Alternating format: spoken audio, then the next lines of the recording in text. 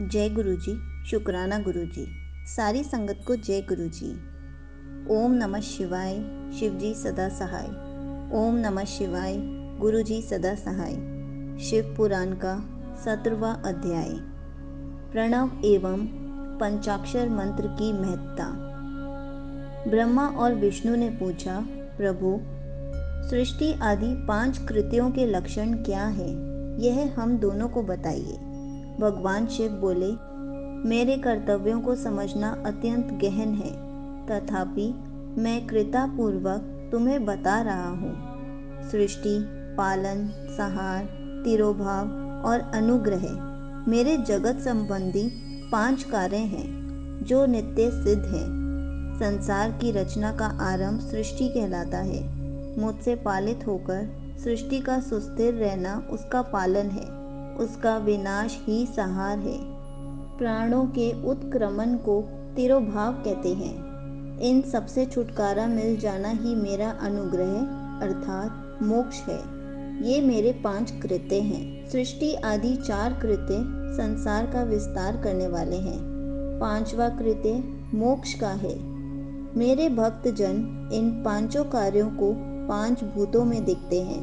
सृष्टि धरती पर, स्थिति जल में, संहार अग्नि में, तिरोभाव वायु में और अनुग्रह आकाश में स्थित है। पृथ्वी से सबकी सृष्टि होती है, जल से वृद्धि होती है, आग सबको जला देती है, वायु एक स्थान से दूसरे स्थान पर ले जाती है और आकाश सबको अनुग्रहित करता है।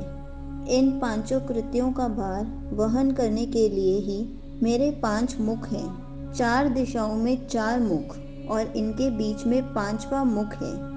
पुत्रों, तुम दोनों ने मुझे तपस्या से प्रसन्न कर सृष्टि और पालन 2 कार्य प्राप्त किए हैं। इसी प्रकार मेरी विभूति स्वरूप रुद्र और महेश्वर ने संहार और तिरोभाव कार्य मुझसे प्राप्त किए हैं, परंतु मोक्ष मैं स्वयं प्रदान करता हूँ। मैंने पूर्व काल में अपने स्वरूप भूत मंत्र का उपदेश किया है, जो ओंकार रूप में प्रसिद्ध है। यह मंगलकारी मंत्र है। सर्वप्रथम मेरे मुख से ओंकार प्रकट हुआ, जो मेरे स्वरूप का बोध कराता है। इसका स्मरण निरंतर करने से मेरा ही सदा स्मरण होता है। मेरे उत्तरवर्ती मुख से अकार का, पश्चिम मुख से उकार का, दक्षिण मुख से मकार का, पूर्ववर्ती मुख से बिंदु का तथा मध्यवर्ती मुख से नाद का प्रकटीकरण हुआ है। इस प्रकार इन 5 अवयवों से ओंकार विस्तार हुआ है। इन 5 अवयवों के एकाकार होने पर प्रणव ओम नामक अक्षर उत्पन्न हुआ। जगत में उत्पन्न सभी स्त्री पुरुष इस प्रणव मंत्र में व्याप्त हैं। यह मंत्र शिव शक्ति दोनों का बोध है। इसी से पंचाक्षर मंत्र ओम नमः शिवाय की उत्पत्ति हुई है। यह मेरे साकार रूप का बोधक है। इस पंचाक्षर मंत्र से मातृका वर्ण का प्रकट हुए हैं, जो 5 भेद वाले हैं। इसी से शिरो मंत्र सहित त्रिपदा गायत्री का प्राकट्य हुआ है। इस गायत्री से संपूर्ण वेद प्रकट हुए और उन वेदों से करोड़ों मंत्र निकले हैं। उन मंत्रों से विभिन्न कार्यों की सिद्धि होती है। इस पंचाक्षर प्रणव मंत्र से सभी मनोरथ पूर्ण होते हैं। इस मंत्र से भोग और मोक्ष दोनों प्राप्त होते हैं।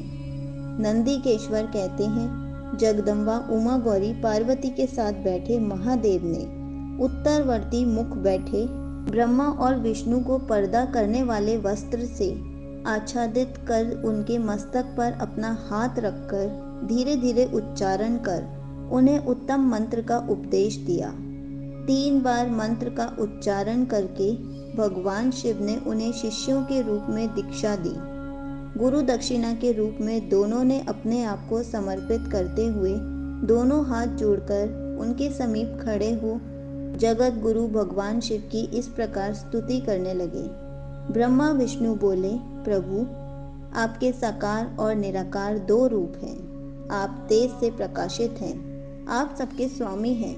आप सर्वात्मा को नमस्कार है। आप प्रणव मंत्र के बताने वाले हैं तथा आप ही प्रणव लिंग वाले हैं। सृष्टि, पालन, संहार, तिरोभाव और अनुग्रह आदि आपके ही कार्य हैं। आपके 5 मुख हैं। आप ही परमेश्वर हैं। आप सबकी आत्मा है, ब्रह्म है।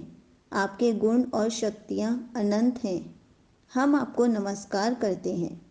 इन पंक्तियों से स्तुति करते हुए गुरु महेश्वर को प्रसन्न कर ब्रह्मा और विष्णु ने उनके चरणों में प्रणाम किया। महेश्वर बोले, आर्द्रा नक्षत्र में चतुर्दशी को यदि इस प्रणव मंत्र का जप किया जाए तो यह अक्षय फल देने वाला है। सूर्य की संक्रांति में महा आर्द्रा नक्षत्र में एक बार किया प्रणव जप करोड़ों गुना जप का फल देता है। मृगशिरा नक्षत्र का अंतिम भाग तथा पुनर्वसु का शुरू का भाग पूजा, होम और तर्पण के लिए सदा आर्द्रा के समान ही है।